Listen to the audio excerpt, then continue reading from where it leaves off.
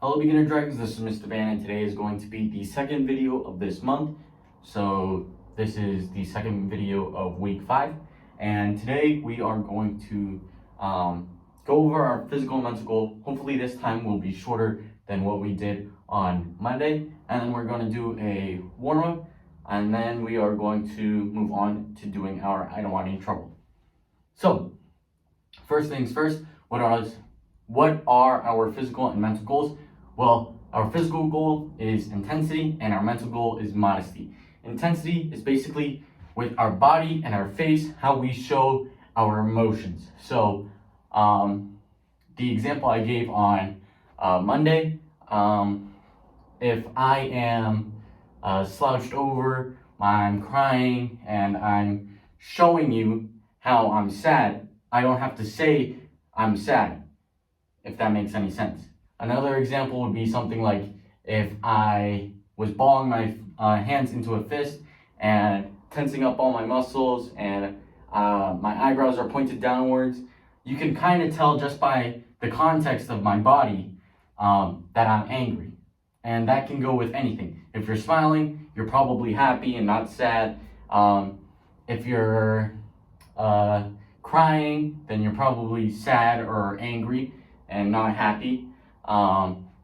If you're sitting down and your shoulders are slouched, you might be sad. If your head is down and you're not looking at anyone, you might be shy, stuff like that. That's how people tell your emotions. It's not that you're saying I'm shy. It's not that you're saying I'm sad. You're actually saying it with your body, not saying it with your words. And that's kind of what intensity is. Saying something with your body instead of saying it with your words. Now, our mental goal is modesty. This one took a really long time for me to explain on Monday. Hopefully I can do it really short this time. And basically modesty is just being able to be proud of yourself without bragging or showing off to anyone. So, to be modest, you are trying not to have high expectations or pride in yourself. So you're not trying to be like, I am better than everyone in my class, or I did better than everyone on this test. That's not what modesty is. That's actually the opposite of modesty. What you want to be able to do is be proud of what you're doing without boasting or bragging in front of everyone. So you can be like, yes, I had this grade in this class, or yes, I did good in this class, or yes, I got 100 on this test. It's better than to say that with modesty than saying I did better than John on this test, or I did better than Sally in this class, or Sally is worse at this than me. Stuff like that. That is the opposite of modesty. So instead of saying I'm better than this person, or I'm the best at this, or something like that, you can say I'm good at this, I'm happy that I did this, and stuff like that. That's not really showing off or bragging to anyone. You're just saying that you're proud, and that is good. You don't want to be prideful in spite of other people. You want to be proud and still be able to bring up people around you and not bring them down. So that is intensity and modesty in very, very short explanation. Hopefully you guys understood it, but if you guys didn't, I did a more in-depth explanation on Monday with examples, which might also be confusing because I probably used a lot of big words. But if you guys don't understand it in this video, you can watch Monday's video and I give a couple examples. But anyway, we are going to move on to our warm-up. So today's warm-up isn't more about exercise, it's more about doing karate and making ourselves breathe a little heavier and work out by just running and doing our techniques. So in today's video, our warm-up is basically going to be running around the room and doing some karate so that we get our blood pumping through running as well as get better at our karate by doing our karate techniques.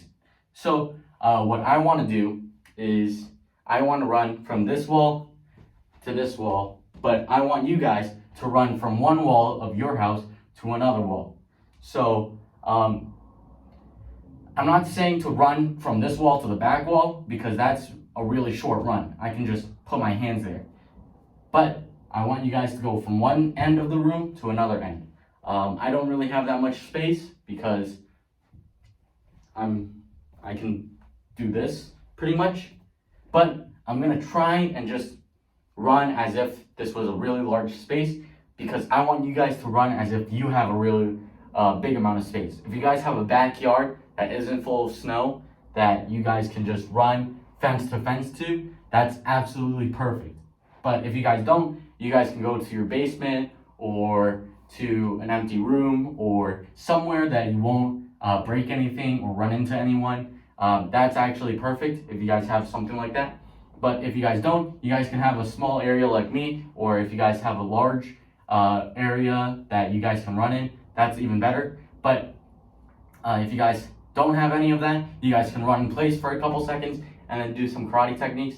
So I'm going to give you a couple examples of what I want you guys to do, and then I'm going to try and do the time lapse I did on Monday again because I actually really liked that, so that you guys have an understanding of what I'm doing and I'm not just saying go do it, because I want you guys to know that I'm still doing these warm-ups and you guys aren't doing it just by yourselves.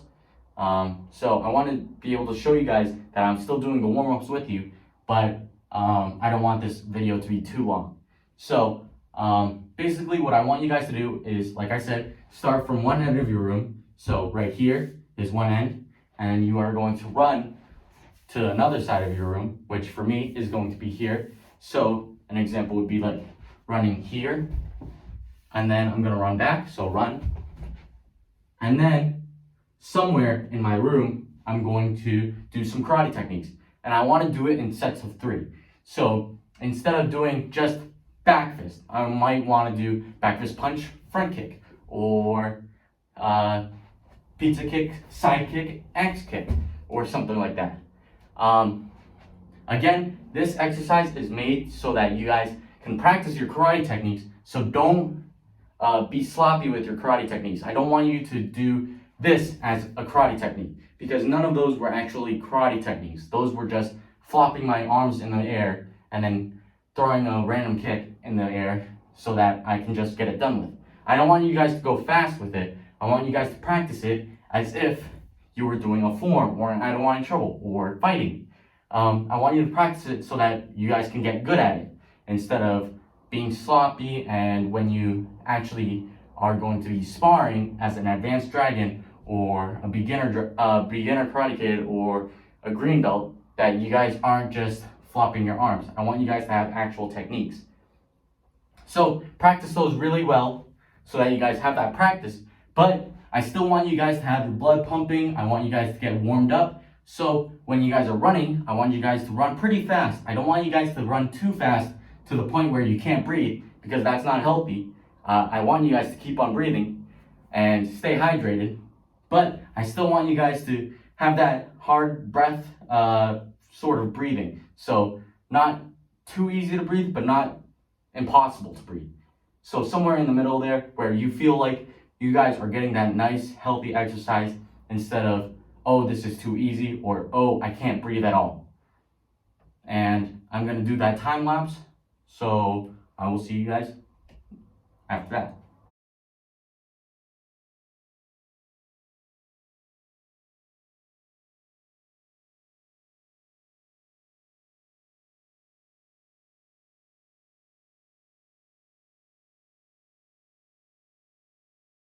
Okay, so I'm back. As you just saw, I just did my warm-up, which you guys should have as well. That was pretty fast.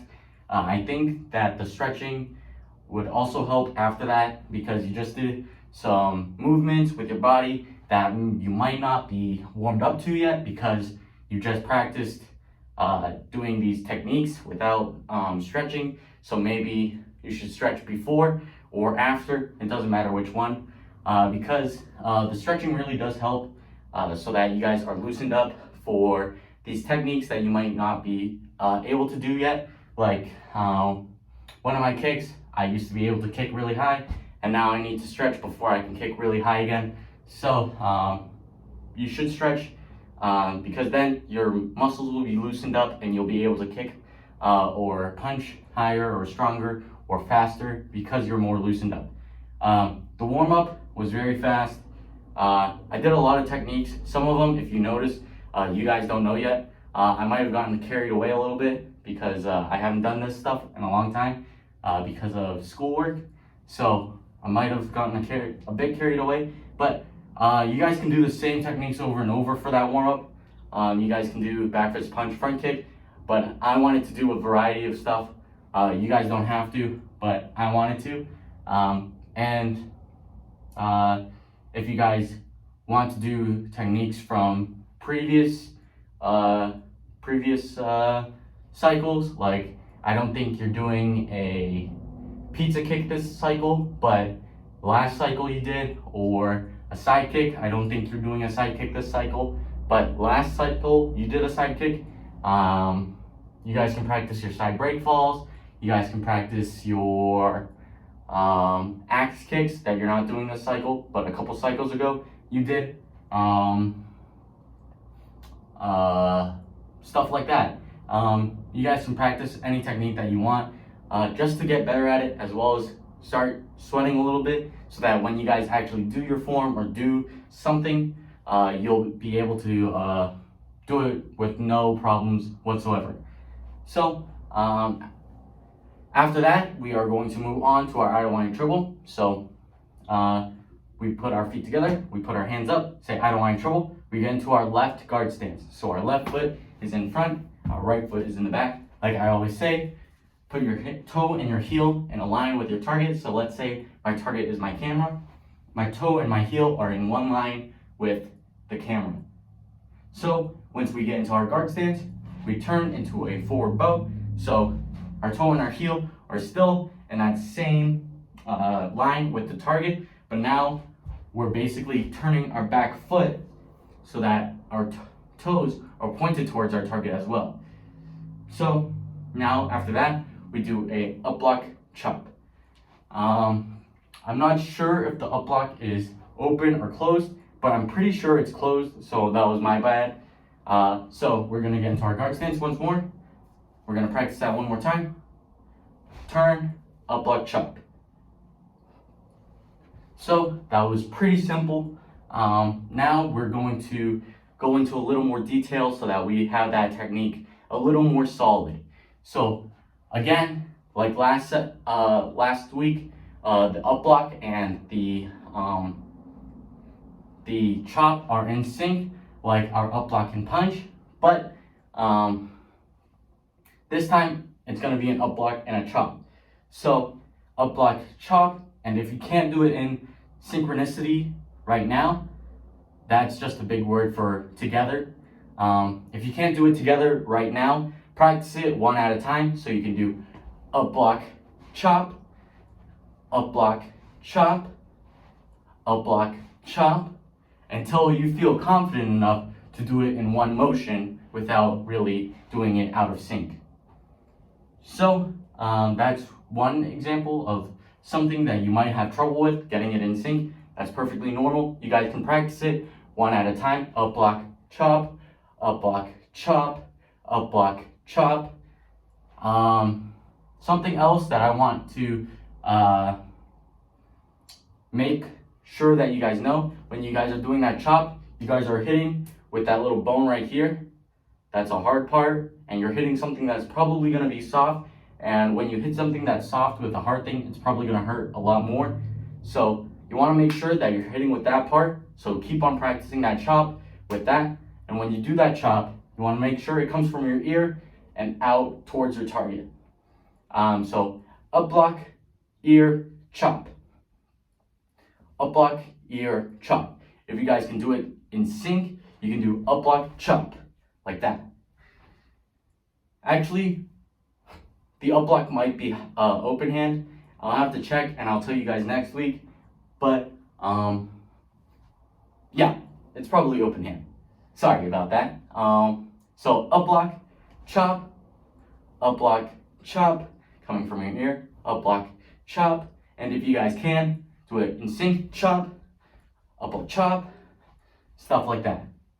So once you have that down, you guys can practice that. Again, make sure that you're striking with that bone and coming from your ear.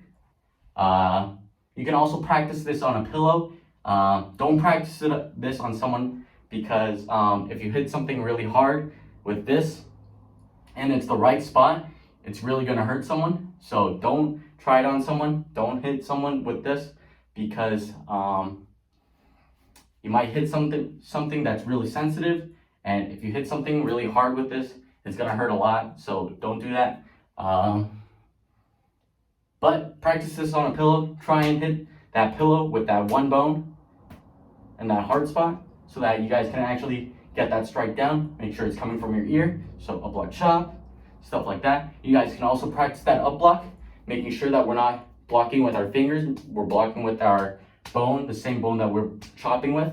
So if someone wants to hit you with a pillow, you guys can block with that bone instead of actually hitting with your fingers, because if you hit with your fingers, you're going to break your fingers and you're not going to be able to use that hand to do something with.